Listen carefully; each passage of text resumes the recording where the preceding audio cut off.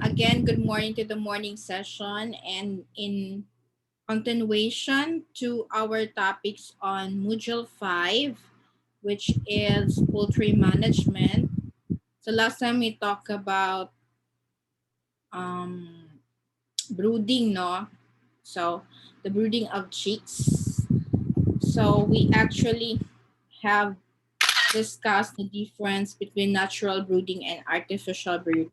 So I still remember paspas sa kayong panahon, no?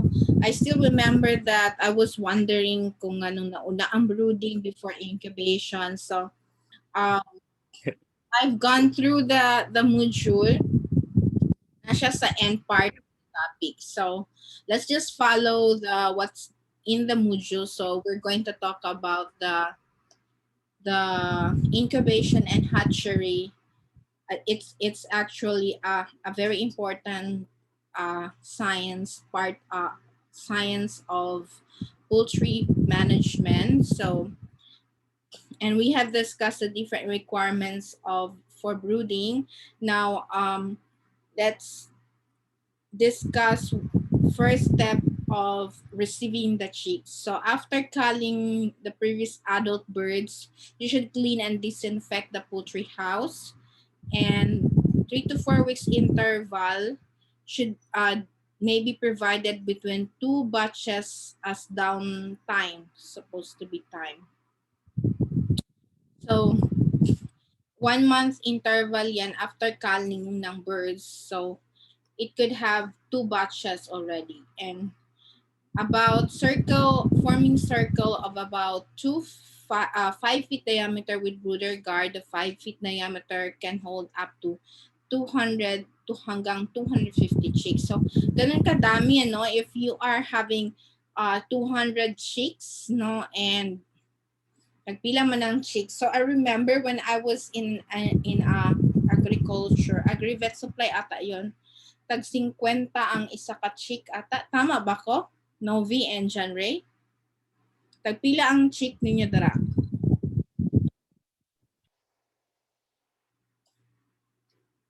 Novi? Wala po may kabalo po ma'am.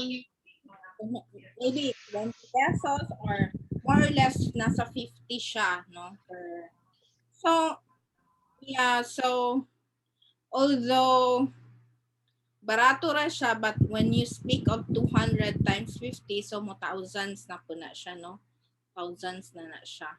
So, in the center sa brooder guard, you're going to provide heat source like yung na-mention ko na last time, the infrared bulb or ordinary incandescent bulb or gas brooders. So, and the litter material should be spread at about 2 inches height in a circle, and then spread all newspaper over the litter material. And then you arrange feeders, waters alternatively like cartwheel fashion. So if you can imagine, then check the brooder for proper temperature 24 hours prior sa arrival ng chicks. So it should be warm enough for the chicks kasi as I have mentioned last time, they don't have the temperature balance pa at their body. And switch on the brooder heating source several hours before the arrival ng chick. So, naka-prepare dapat yung kanyang temperature and brooding house.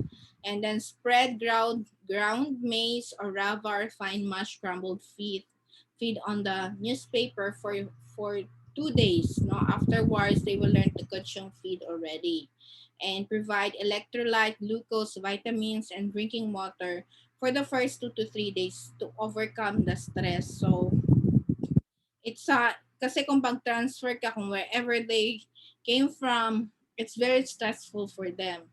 And after arrival of chicks, moist the beak and leave the chicks under heating source. So, yun na ang pinaka-importante niya, no? You should maintain a brooder temperature of about 90 to 95 degrees Fahrenheit for the first week, and then reduce every week until it reaches nga room temperature. So until 1 month yan sila. Then you observe the behavior, whether temperature provided is already enough for them. Kasi if not, then if too much siya, You can reduce the heat or by reducing the power of the bulb, no? Alistanin mo ang power niya. And we can raise by heating element or dagdagan mo pa yung heat. So if low temperature, you can supplement heating source or further down the heating element and provide curtains towards the wind direction para dili sila malamigan kaayo. And remove all newspaper after 3 days and destroy them by burning and spread another newspaper. So, i-change yun. Kailangan talaga sanitation. And remove brooder guard after yung kanyang parang guard para hindi sila makalayo doon sa init, no? 7 to 10 days depending upon the season. While removing brooding guard or brooder guard, you set the corners of the sheds which are rounded in order to avoid mortality also due to handling. So change the feeders and waters also according to age and requirements. So pag malalaki na sila, so hindi na enough yung kanilang lagayan ng tubig. And 24 hours lighting program may also be adopted up to 8 weeks of age with 1 hour darkness to train the chicks in case of any power failure. Parang eventually sana mo sila na ma-used to sa usual na environment, no? And medication program is also important. First and second day, yung electrolytes and vitamins. So what are these electrolytes? So could be potassium or salt, something like that. And third to seventh day, antibiotics. So yun nga lang ang talagang very important to them and antibiotics talaga para hindi sila magkasakit, no? And but too much antibiotics will also have an adverse effect sa quality ng consumption natin. And grower management, no, papalaki na sila ng papalaki, do proper cleaning, sanitation padigyapan, disinfection of the grower house, and then provide sufficient floor space. So kanina na-mention natin yung mga different housing structures and space requirements. And spread litter material to a height of 4 inches in case ng deep litter system. So medyo taas-taas siya, no? And arrange feeder waterers, change feeder and water according to the need. So, kung if masyado ng madumi din, so i-change mo na. And adapt restricted feeding program during growing period. So, minsan kasi we just put a large amount due to ad libitum style natin, but sometimes you also adopt restricted feeding. This is to prevent fattening ng mga poolers and early sexual maturity and thus improve egg production. So, follow also good litter management to avoid diseases like the coccidiosis. And only 12 hours lighting program is sufficient na, no? In case of open-sided house and no artificial light is needed. So, kailangan uniform yung flock natin. So, sample weights are taken each week to find out yung kanilang average body weight as per breeder suggestion. And flock follows strictly recommended vaccination, medication, and other management programs like deworming, debeaking for the growers. In the restrictive feeding also, you adapt during growing period of layers or breeders. So there are two types. We have the quantitative feed restriction and the qualitative. Anong difference nila? Sa quantitative, of course, you talk about the amount of feed which is reduced below the normal requirement of birds. That's why this is feed restriction. And on a day-to-day basis, you can skip a day program or skip 2 days in a week program. And kanina na we have known that we have to do this in order to prevent fattening and early sexual maturity. Eventually, um, um, this will improve egg production. So So the restriction naman depends on the matching of the flock average body weight with standard body weight provided by the breeder. And for qualitative feed restriction naman, yung quality of the feed is below the standard requirement. And this is done including unconventional feeds or lesser nutrient feed ingredients. So yung ito sa quantitative mag-skip ka ng 1 day or 2 days, but dito sa qualitative yung feed ingredients or lesser nutrient feed ingredient ang gagamitin mo in place of the high protein or high energy diet. So, yung quantity of allotment to the bird is not restricted. So, everyday pinapakain mo sila but less ang nutrients. And during this program, you provide more number of feeders and see all the birds are taking feed simultaneously or otherwise dominant birds will take more amount of feed and the weaker will be subjected to feed deprivation and hence the uniformity is affected. So, kailangan i-check mo talaga yan. Kasi dahil nga restrictive feeding nila so maaring mag-agawan sila. So, kailangan our aim is for uniformity, no? So, anong advantages again ng feed restriction during growing period? So, makasave ka sa feed cost because only 80% ang calculated feed requirement will be offered and they consume less feed per dozen eggs even during laying period and when they are offered compared sa ad libitum feed and the pulley accumulate less fat and therefore produce more eggs, no? So yun yung effect no restrictive feeding. And it's also easier to identify weaker birds at early age during feed restriction. So kung weak sila, you call them. So you will save feed and promote layer house survivability and healthier birds will be moved now to the laying house. So the layer, while they are grower pa, alam mo na kung ano yung the best for the layer production. So layer feed restriction during growing period have been found also to produce heavier eggs in longer clutches than those fed with ad libitum. So hindi talaga pwedeng unlimited ang rice natin, Novi and John Ray, no? So uniformity is also our aim. No, at a given age, the growing pollen should have an average body weight very close to breeder recommendation of at least 70% ng birds weight within 10% ng flock average. So 10% or 70% of the bird's weight should be uniform, no? And points to be considered for getting uniformity includes received chicks at uniform weight. So, mag-weigh ka lang ng mga sample, no? And provide proper feeding, watering, and floor space. Change feeder and water according to the age. And the height of the feeder and water should be at the back height of the bird. Provide proper energy in the diet and sample weights of the pulley or pullets are taken at regular intervals and change the feed accordingly. And provide also proper feeding space so as all birds consume feed simultaneously. So if you can imagine yung sa mga videos natin na nagdutay sila sa kadaghan, no? Imagine you have 200 to 250 nga mga growers. So now we proceed with the layer management. So layer is for egg production. So we will start this one and then we're going to watch video later.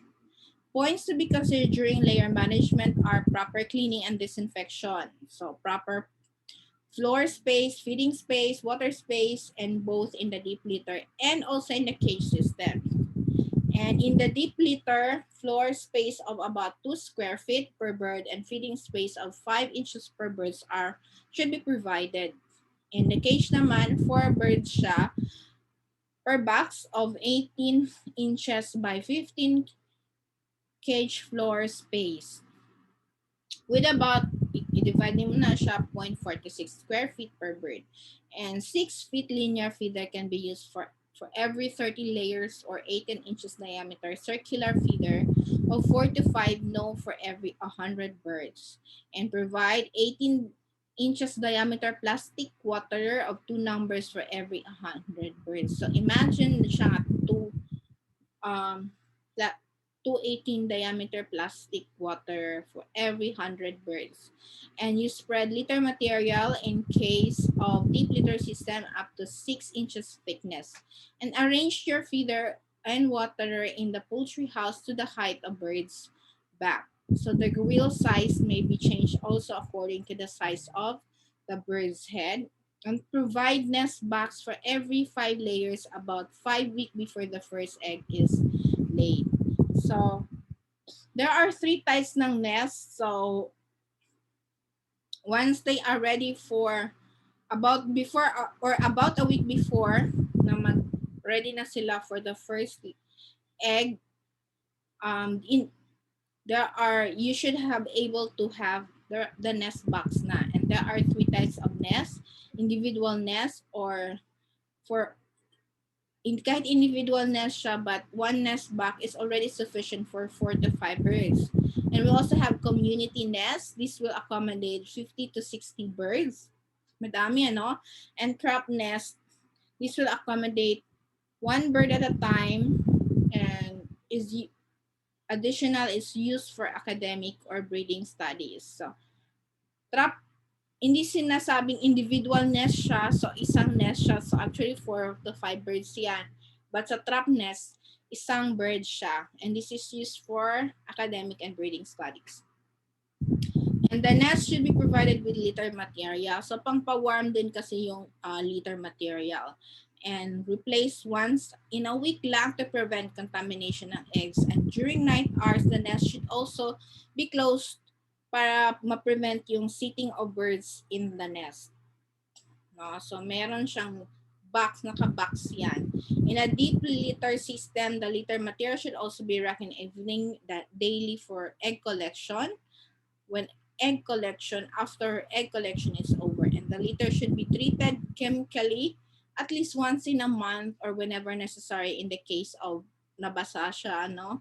To prevent ammonia emission in the house. So ammonia kasi yung pinaka main na pollution dito. And provide 16 hours light during laying period. Kagaya pa din ng tissue culture, no? If you know tissue culture, 16 hours light din yan kailangan sa room. And also provide well-balanced layer mash. So kung layer na sila, so ang kailangan nila na feeds ay layer mash. So depende na yung sa inyong anong formulation or anong brands na gusto ninyo. Phase feeding may be followed for layers according to age, level production, and climatic factors. And average consumption during laying period ranges from 100 to 110 gram per, I think this is for per bird. And feed consumption during winter will also increase. And during summer, feed consumption will decrease. So, pag malamig, di ba, kagaya ng tao, masarap kumain. Ganon din ang mga chicks natin. So, layers natin. Summer and winter management should also be followed for better flock percentages. So, deworming should also be done with 6 to 8 weeks interval depending sa worm load, especially kung na-under sila sa deep litter system. Then collect the eggs at least 5 times a day in deep litter system. So, and twice a day in cage system. Kasi hindi naman yan sila sabay-sabay nangingitlog. So, if you have seen the previous videos doon sa cage system, di ba? Hindi lahat ng manok the same time sila nag-iitlog. So, you have to collect them at least 5 times a day. So, sa automated naman na yung cage system na pinakita ko na video before, you don't need to kasi ka ng na siya, 'di ba? Automated na siya, parang belt, no? Na mudagan la siya. And you cull the unproductive layers regularly. So pag hindi na siya nangingitlog, so ikal na para ma-meat na siya. Mahimo na siyang for meat consumption. And broody hen may be separated in this broodiness may be eliminated by providing diet, no? More protein, vitamin, and minerals, and light, and throughout night. And birds may be placed in cages and subjected to stress, and liver stimulant may also be provided. So this is a sample vaccination schedule for layers, no? With the different names ng mga vaccine. So sample lang ito, and also the route. So can you imagine first day, 7th day, and up to 16th, 24th day, 35, 45, 70, hanggang 91 days, no? Kailangan ng mga vaccination. But this is for mga flu vaccine and bronchitis, then PAX vaccine. Meron din silang PAX. So, yung iba eye drop, no, or nasal or injection, subcutaneous at hatchery, or intramuscular dito sa last hanggang 133 days, or pwede rin through drinking water. And we also have, through drinking water. So after week of Fowlpox vaccination, an inflamed area is seen at the site ng vaccination if intramuscular siya, no? And it's called takes. So just a term for you to know that it's an inflamed area, no, and on the site of vaccination. So do you have any questions on grower management? So grower and layer management before we're going to watch a video, and we will go back on broiler management naman. Novi.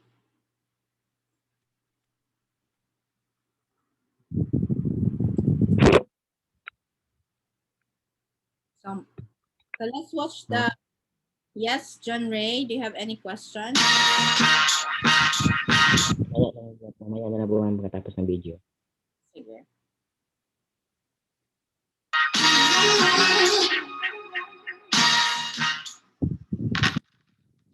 Hello po mga kabukid! Welcome back po! Sa video naman natin ngayon, pag-uusapan natin ang isa pang uri ng operasyon sa poultry farming. Ito ang layer operation. Dito, malalaman mo ang mga ideas na dapat tandaan sa pagpili ng RTL na manok, magandang lahi, gabi siya tamang papakain, mga gastos, at ang posibleng kitain sa operasyong ito. Ano ba ang tinatawag na layer? Ang mga layer ay manok na pinalaki para sa produksyon ng itlog. Ito ay karaniwan na yung itlog sa edad na 20 weeks hanggang 72 weeks na may mahusay na produksyon. At pagkatapos maabot ang mataas na produksyon sa pangitlog, maaari mo may pagbenta bilang karne naman ito. Tandaan, hindi po kailangan ng inahing manok ang tandang upang sila ay mangitlog. Gayunpaman, kinakailangan ng isang tandang upang makapag-produce ng fertilized egg para maging sisiw ang mga itlog. Ang lahi ng manok ay isa sa nakaka-impluwensya sa produksyon ng itlog, maliban sa wastong pag-aalaga ng iyong manok. Narito ang mga ilang lahi na magandang alagaan na angkop sa produksyon ng itlog. Decalb,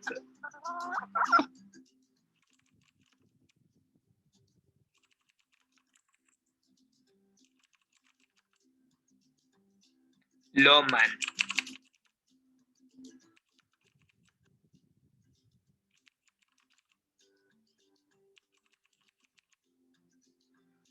Leghorn,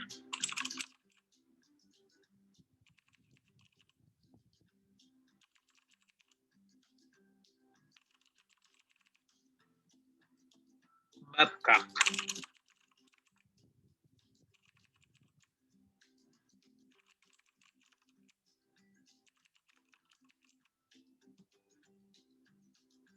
Ano ba ang pullet? Ang pullet ang tawag sa babaeng batang manok na wala pang 1 taong gulang. Bagaman sa industry ng pagpapaitlog, ito ang tawag sa manok na hindi pa nangingitlog. Sila ay nagiging inahin kapag nagsimula ng kanyang pag-itlog. Narito ang mga ilang batayan sa pagpili ng RTL na manok. Pero ito ay nakadepende pa rin sa katangian ng lahi ng manok. Head and head parts. Ang mga mata ng pullet ay dapat maliwanag, alerto, at bilugan. Dapat ay maikli ang kanyang tuka, Panghugis ng ulo ay pabilog at patag sa magkabilang tabi, body weight. Ang timbang ng manok ay dapat naaayon sa edad nito. Body type and shape. Ang hugis ng katawan ay nakislan pababa mula sa mga balikat hanggang sa isang makitid na base ng buntot. Vigor and vitality. May malusog, masigla, mabilis sa paggalaw, at alerto ay mga sinyales ng isang mataas na kalidad ng manok. Large and soft abdomen. Ang tiyan ay malapad, malambot, at walang taba. Pigmentation. May madilaw na kulay na balat, tuka, vent, paa, at parte ng ulo. Ay may sinyales na may patuloy na pangitlog, pero ito hindi nawawala kapag nagsimula ng mangitlog. Plumage conditions. Ang mga balahibo ay dapat na malinis at maayos na lumago. Ito ay nagpapakita ng may maayos na pag-aalaga. Paano mo naman malalaman kung isang RTL ay handa ng mangitlog? Dapat alam mo ang edad ng nabili mong manok. Tingnan mo ang palong. Ang isang normal at malusog na palong ay mapula o maitim, depende sa lahi. Pero yung isang pulet na hindi pa umaabot sa wastong edad ay mayroong isang maliit at pinkish na palong. Lambi or wattles. Kapag umabot ang RTL sa wastong edad, ang lambi ay lalaki at magiging kulay pula rin.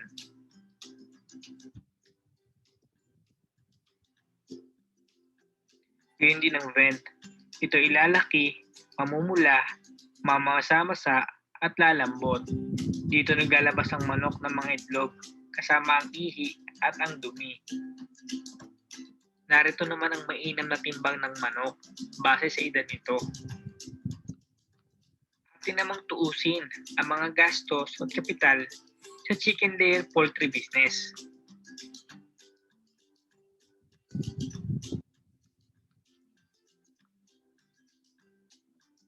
Kung nakabili ka ng 100 na RTL na manok sa edad na 18 to 19 weeks at ang presyo ng isa ay 350 pesos, magkakahalaga ito ng 35,000 pesos. Ang egg production mula sa isang layer poultry farming ay nakasalalay sa wastong pangangalaga. Ang mortality rate ay maaaring umabot ng 3% to 14%. Ang isang daang mong manok maaaring mamatayan ng 3 hanggang 14 na manok. Narito naman ang feeding program para sa ating mga manok. Ang uri ng feeds ay depende pa rin sa programa na nabili mong brand. Pinapatukan sila ng pre-layer feeds. Ito ay may mataas na antas ng calcium at pinangangalagaan ang kinakailangang supply ng sustansya sa maagang paglaki ng mga pulet. Binibigyan sila sa edad na 17 to 18 weeks. Ang average na makakain ng isang manok ay 85 grams. Sinusundan naman ito ng chicken layer 1 feeds. Nagbibigay ito ng mga masustansyang pagkain na kinakailangan ng manok upang makamit ang mataas na produksyon ng itlog. Sa edad na 19 to 45 weeks, ang average na makakain ng isang manok ay 110 grams. Sinusundan naman ito ng chicken layer 2 feeds. Natutugunan nito kinakailangang nutrisyon ng manok upang mapanatili ang patuloy na mataas na performance sa pangitlog hanggang sa calling age nito. Sa edad na 46 weeks pataas, ang average na makakain ng isang manok ay 110 grams. Sa kabuuan, kung ang average na feeds na makukonsumo ng isang manok ay nasa 110 grams kada isang araw, kung meron kang 100 manok, ito ay kukonsumo ng 11,000 grams or 11 kilogram kada araw. Kung ang presyo ng feeds ay 1,250 pesos kada isang sako at 25 pesos kada kilo, gagastos ka ng 275 pesos sa 100 na manok kada araw or 2.75 pesos naman ang gastos mo sa isang manok kada araw. gagastos ka ng 1,250 pesos ng isang sako kada 4.5 days. Sa panimula, part ng initial investment mo talaga ang feeds. Nakapagsimula ka sa week 18, gagastos ka ng 1,428 pesos. Sa week 19 to 22, gagastos ka naman ng 5,535 pesos. Sa unang buwan ng pag-aalaga mo, ang total fees na magagastos mo ay 6,963 pesos. Kinakailangan mo rin mag-invest sa cage at building. Maaari kang gumawa gamit ang kawayan o kahoy sa mas mababang halaga. Sa kabuuan, maaari kang gumastos ng 10 to 15,000 pesos kasama ng building. Meron namang nabibiling ready-to-made na battery cage. Maaari kang gumastos dito ng 25 to 30,000 pesos kasama ng may matatag na building. Isama mo rin ang gastos mo sa buwan ng tubig at kuryente. Maglaan ka rin ng 300 to 400 pesos kada buwan. Medicines at vitamins. Maglaan ka rin ng gastusin na 200 to 400 pesos kada buwan. At iba pang gastusin na 500 to 800 pesos kada buwan. Karamihan sa inahing manok, ang pinakamataas sa produksyon ay halos nasa 30 weeks ang edad. Ang mga unang itlog nito ay maliit, lalaki sa paglipas ng panahon, pero bababa naman ang produksyon. Halimbawa, kung ang iyong manok ay nakapangitlog ng 250 piraso sa kanyang unang taon, bababa ang produksyon ng 80%. Pangalawang taon, katumbas ng 200 na itlog. Pangatlong taon, bababa naman ito ng 70%. Ika-apat na taon ay 60% kumpara sa unang taon. Ang manok, habang tumatanda, ay lumalaki naman ang itlog.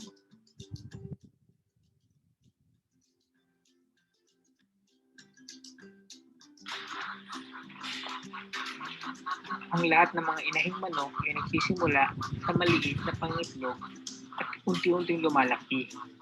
Sa mga unang linggo ng pangitlog ay maaaring hindi regular ang sukat, may malambot na mga shell, walang yolk, o may dobleng yolk. Ngunit, pagkatapos ng isang linggo o higit pa, ang itlog ay dapat maging pare-parehas. Ito ang mga klase ng timbang ayon sa kanilang bigat.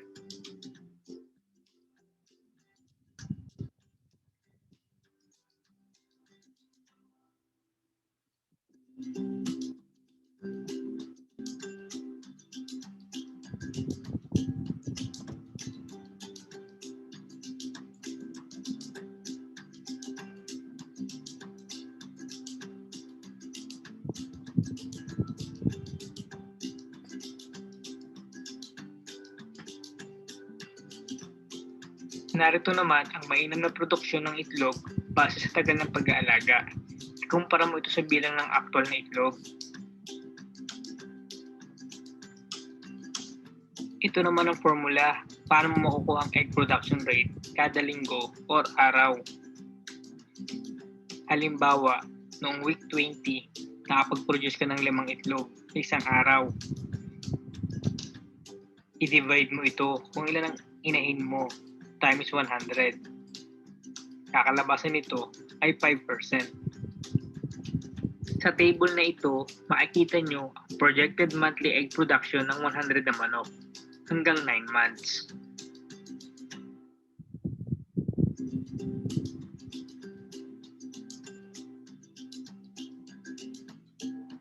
At para may idea kayo sa ROI, kwentahin natin ang gastos sa unang buwan at sa kita ng 100 heads na manok. Gagastos ka ng 8,313 pesos. At ang total sale value sa loob ng isang buwan na may 5% na production ay nasa 654 pesos.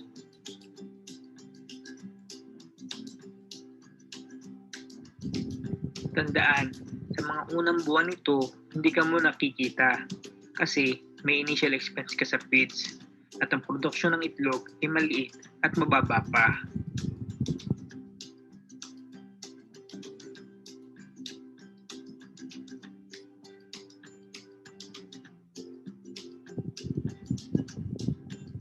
paglipas ng ilang buwan, mataas ang produksyon ng itlog. Sa ika-6 na buwan, maaaring ang return of investment mo ay nasa 12.38% or net income na 7,428 pesos.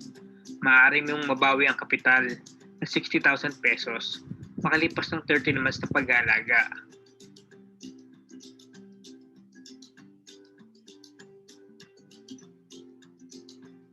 Meron po akong ginawang tool para sa layer business na ito. Gabay mo sa pagpaplano. Dito, lalagay mo ang gastos, kapital, presyo ng feeds, presyo ng itlog, at kung ilan ang RTL na alaga mo. Panoorin niyo rin po ang isa pang klase ng operasyon sa poultry farming, ang broiler, poultry business, at dressed chicken business. Kung gusto mong matutunan ang operasyong ito. Sana po ay may natutunan kayo sa video na ito. Huwag niyo po sanang kalimutang mag-subscribe at suportahan ako sa mga susunod pa nating mga video. Maraming salamat po sa panonood mga kabukid!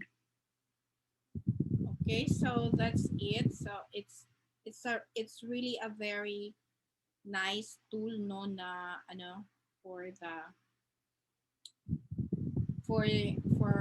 business of broiler. Okay, so John Paul, magpaan na Yes, ka? ma'am. Mag-layer na ka? Po. Mag-layer na ka? Layer, karon na po ko nakakuan, nakaapas. Wala kita sa Kato lang sa ma'am, itong calculating the eggs. Itong pilang ma-provide. So imagine like this na. Ano to ko? Yun na mga signal good rin, ma'am. Okay, Rad, John Paul. Yes. Maganda siya.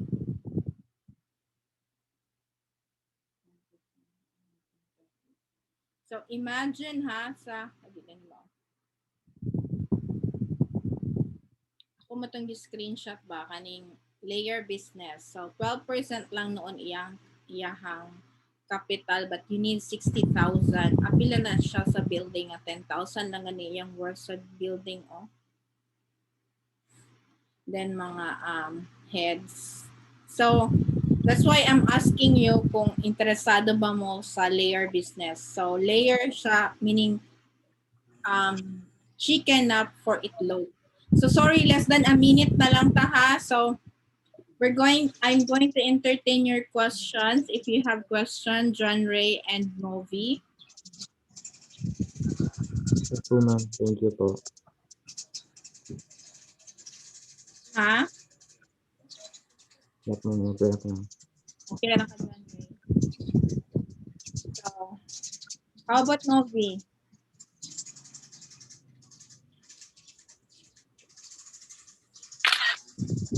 Okay. Okay ra? So, thank you very much sa inyong pag-attend sa atong session and John Ray and Novi kanang present jud mo Thank you, per ma'am. So thank you kaayo. Thank you, ma'am. I hope you have learned something or if you're not interested with the business, at Thank least you po, ma'am. malingaw sa panagsabat. Ma-understand na to ang business sa layer or egg production. So again, don't forget, layer is for egg production and broiler is for yung meat or dressed chicken production. So we're going to talk about we're less than a minute already. So we're going to talk about broiler management by next week. And don't forget I hope start na mo og answers sa inyong exam. Taas lang, ma'am. Dali na kayong panahon Yes, ba? ma'am. Okay, so take note na although more than 300 items to, so 300 items lang ang